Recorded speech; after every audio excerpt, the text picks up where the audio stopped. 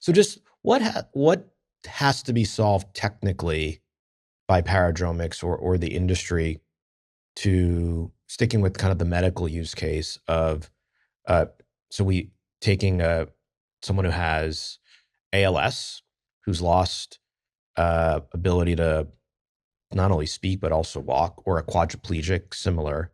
So now we've got them speaking. What allows them to walk again? What do we have to solve?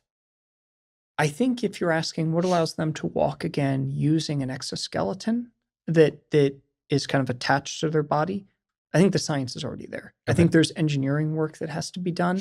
It's not trivial, but you know, look at Boston Dynamics demos today. I mean, you can creating a walking humanoid robot is possible, and so allowing someone who is paralyzed to walk in an exoskeleton from a robotic standpoint, it's possible. And I think from a control standpoint, the BCI will have enough data to help people do that. I think there'll be the idea of how people who are paralyzed might interact with whether it's an exoskeleton or robotic hand. I think it will evolve over time. Initially, with first generation BCIs, there's going to be a lack of touch feedback, at least for our device, and so it's going to be a mixture of control signals sent to the prosthetic, and then also AI kind of kicking in and making an inference like, okay, I can tell you're looking to walk up the stairs. The AI is going to make sure you don't trip on the stairs as you're walking up the stairs. I mean, it's like core function is going to be to negotiate. Like if you step on a Lego or you do this thing, like the AI will be in the loop fixing those things, and your core signal that you're sending to it will be your intention. As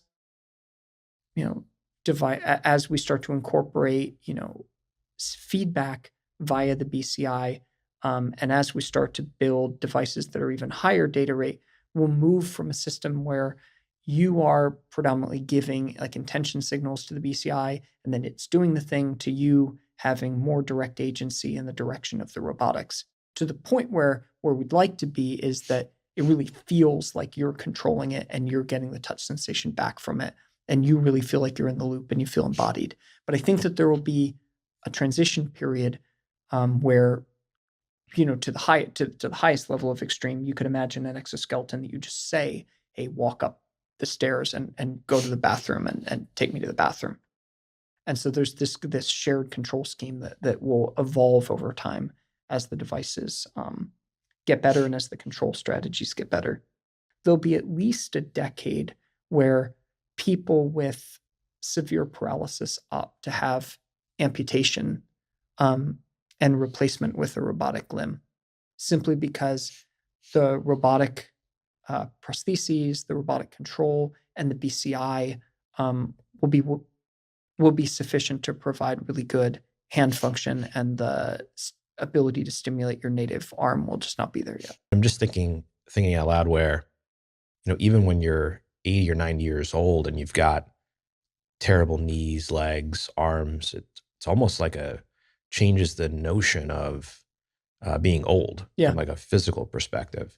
If you're able to just like, even if you're not a quadriplegic, you're just 90 and you're not able to enjoy life as much. I mean, you can make an argument that it makes sense to do this. Yeah, I mean, people, Instead of the knee surgery, you get just 2 new legs. yeah, people who can walk, sometimes if they're going to like Disney World with their grandkids, they get the robotic wheelchair to move around. And I mean, could imagine a lot of people opting in for an exoskeleton, or even, limb replacement if it made sense. And I think this will be a place where, in the 10-year time frame, BCI will just have really rich control signals that can be tapped for those kinds of devices.